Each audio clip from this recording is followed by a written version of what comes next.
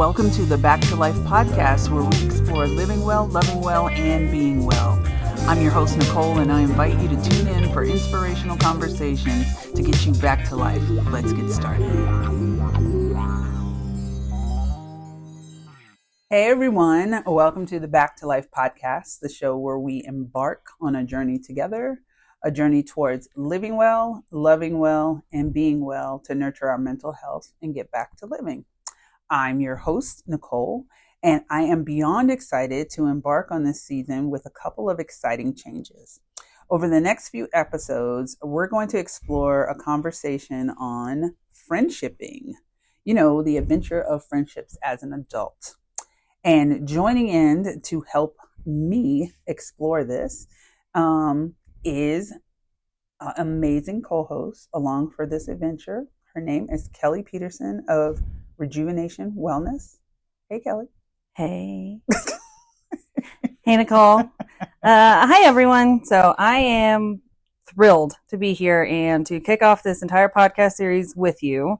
And friendships are such an important part of our lives, especially as adults. And I can't wait to get into it. Yeah, absolutely. So today's episode is called You've Got a Friend in Me. Yes, you heard that from Toy Story. And today we're going to chat about three main things. So what is a friend?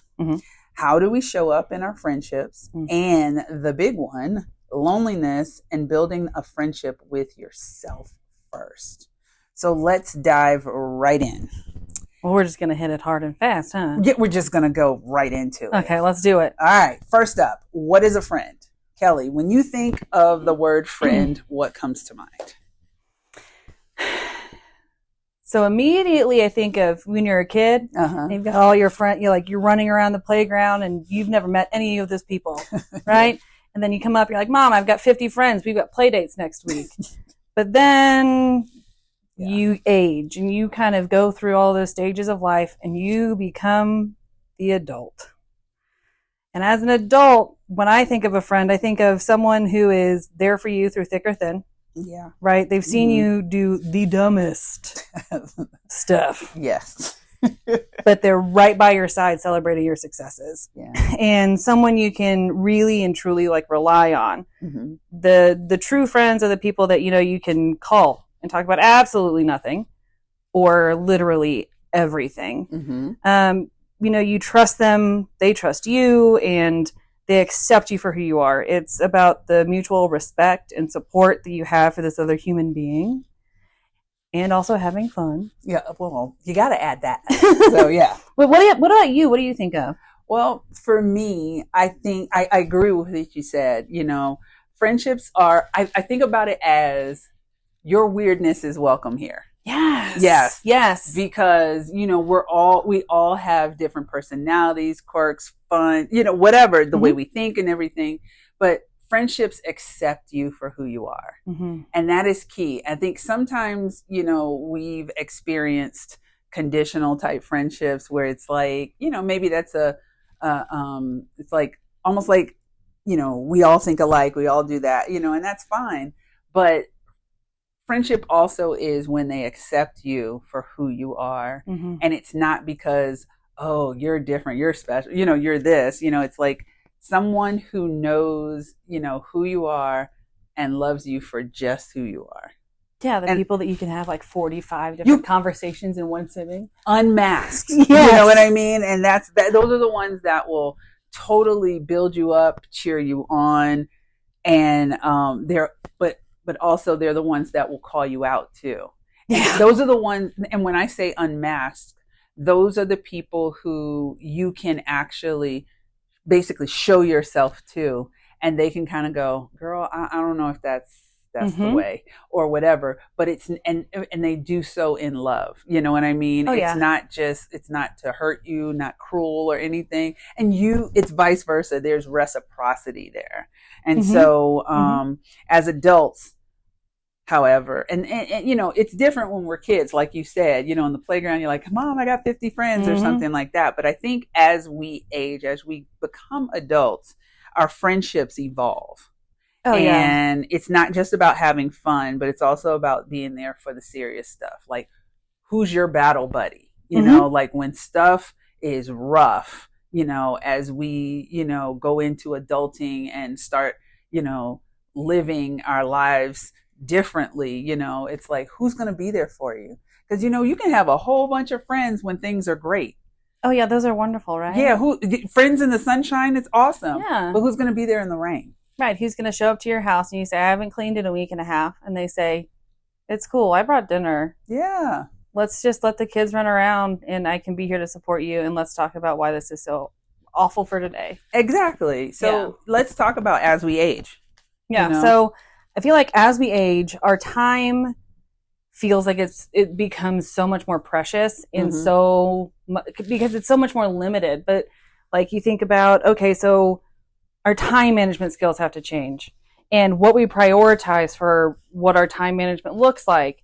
And, you know, especially if like you go through like the whole motherhood change and you lose your brain completely. But then you're also working and we're trying to manage finances. We're trying to build savings and we're trying to do all these things.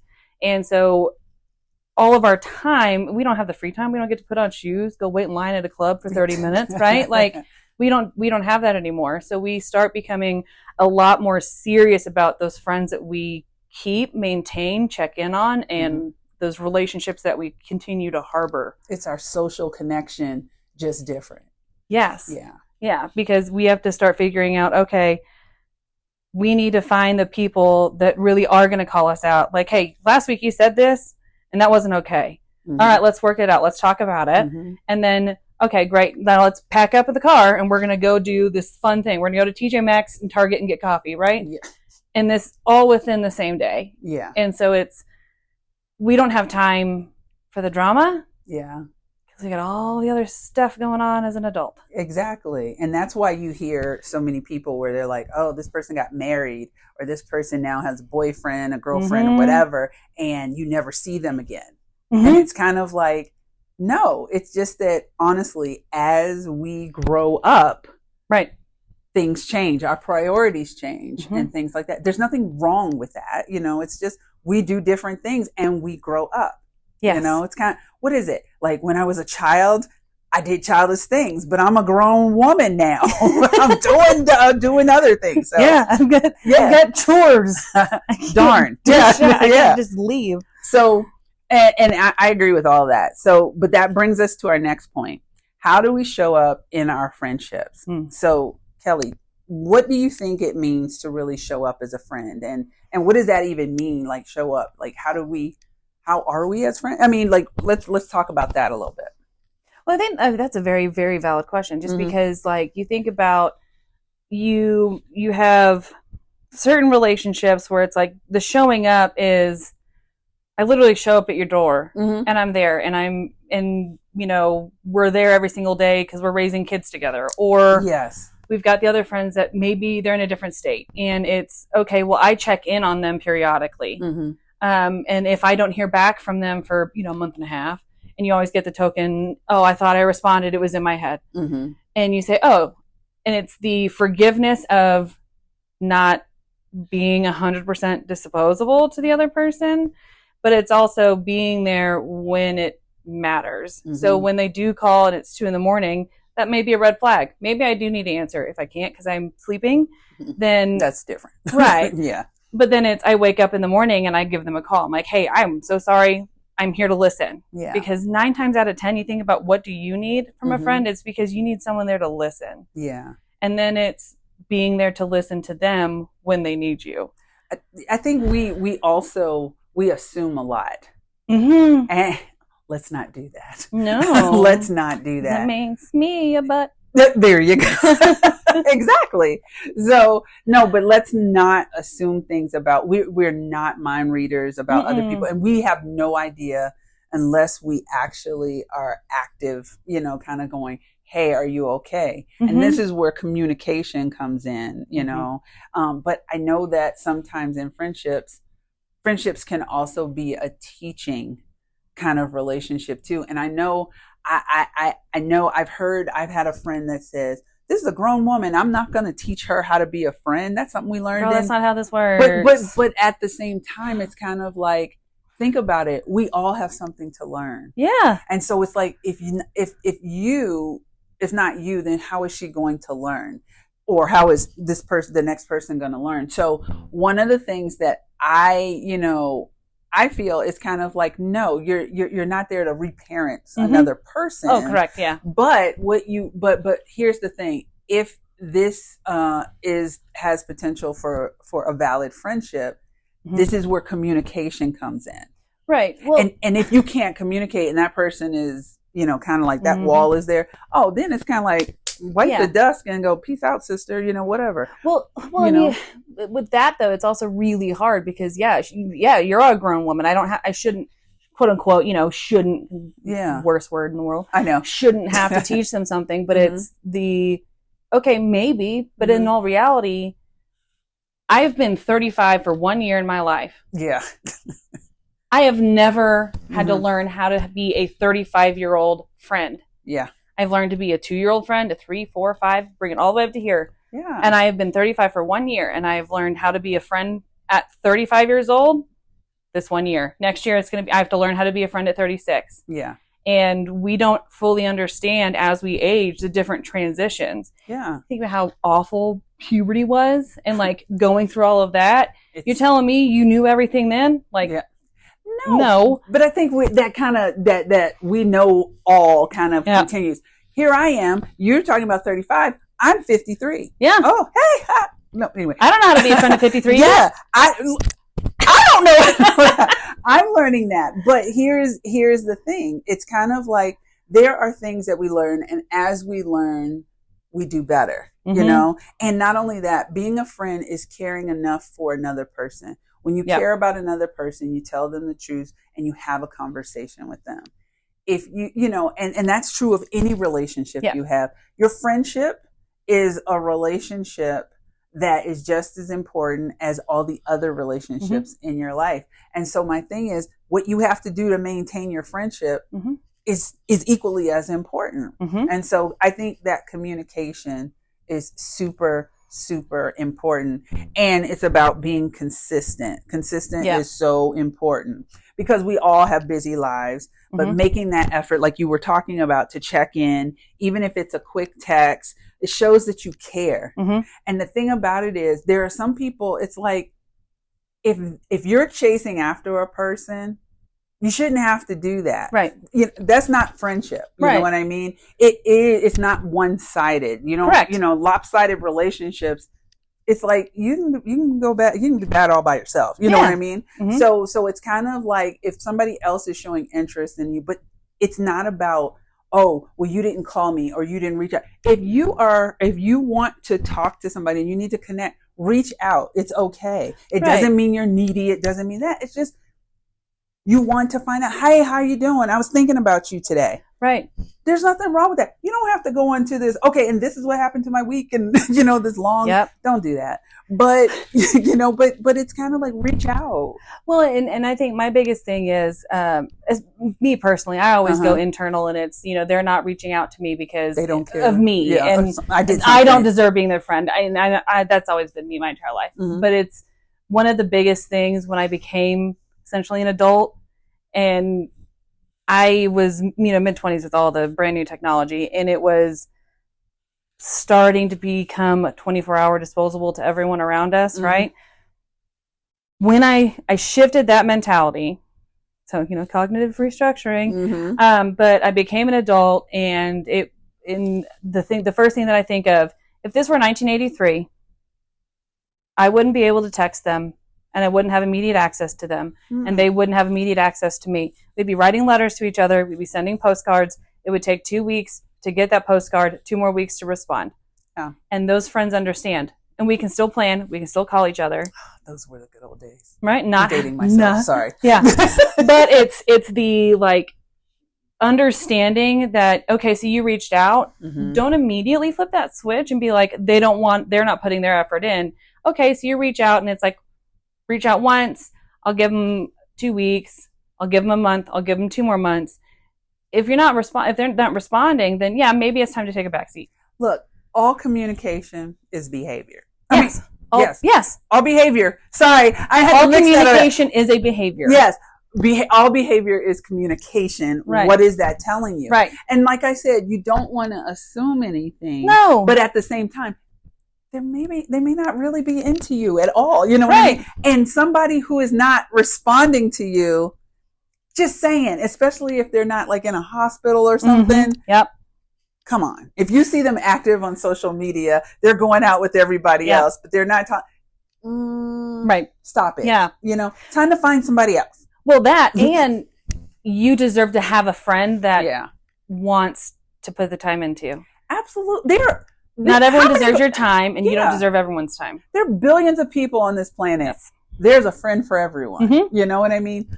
No matter what. Stop chasing people that don't want to be in your presence. Yes, 100%. It's not worth it. No. You know? So next up, relationships. Yeah. Yeah. So okay. So now, you know, also this is about the boundaries, right? Yes. So talk to me about that. Boundaries are big. Boundaries are have in going back to, you know, the point earlier, it's 2 a.m. and your best of best friends have called. You're going to go hide the body with them kind of friend, right? And they call it 2 a.m. But I don't know, I've been up all night with a baby and I've been working 40 hours this week and I'm building a brand and I'm doing all these things. I don't answer. Yeah. And it's okay to say no. Answer a day later or something right. like and that. If you can't, don't do it. If it is, if you cannot, I don't know, can I borrow $100? No, I can't because my water bill is due. Then you can say no, and no is okay. And I think the setting boundaries is great, and being able to say no is great because it also really weeds out the superficial friends. Because you tell me, hey, Kelly, I really need $100, and I'm like, you know what, I can't. If you are my friend, then you're going to say, you know what, I completely understand. I was just kind of hopeful. Yeah, right. It's not like, oh my gosh, you don't care about me. You don't even like me. You don't want to be my friend. First of all, real friend. Why you need $100 and why are you coming to me? No, I'm sorry. Don't you worry about it, okay? No, but I live in ABQ. Don't worry about what I do with my money. No, but it is. But it is. And it's kind of like, I think, especially boundaries, you know, are new to people. Yes. You know, to a lot of people, especially. People don't like the word. Well, first of all, boundaries have become trendy. And that's a whole nother conversation. But it's kind of we love like, them and we misuse it, or we hate them because I don't like the word. Exactly. And it's kind of like, understand that boundaries are about the way in which you show up in the world and how you can be in healthy relationships with others. It's not about, you can't talk to me. Don't come in here and do. I got boundaries. Yeah. And I'm like, you need to sit down somewhere. So, look, I've got this chair in the corner. Exactly. Yeah. But it's crucial for the health of our relationships. You know what I mean? We cannot be everything to everyone. And so, even if we really want to, even if you really want to, it's not healthy. It's not, you know, you can call Kelly and I, and you know, we can work that out. Gotcha, with you. Boo. For our relationships though, you know, and our relationships with ourselves and the relationship with others, boundaries are crucial. And so now let's tackle loneliness and building friendships with ourselves. So what are your thoughts on this? So we're just going like, we're just full tilt. Okay. Yeah, just do it. Right. So I immediately think of going sitting to dinner or the movie alone by yourself.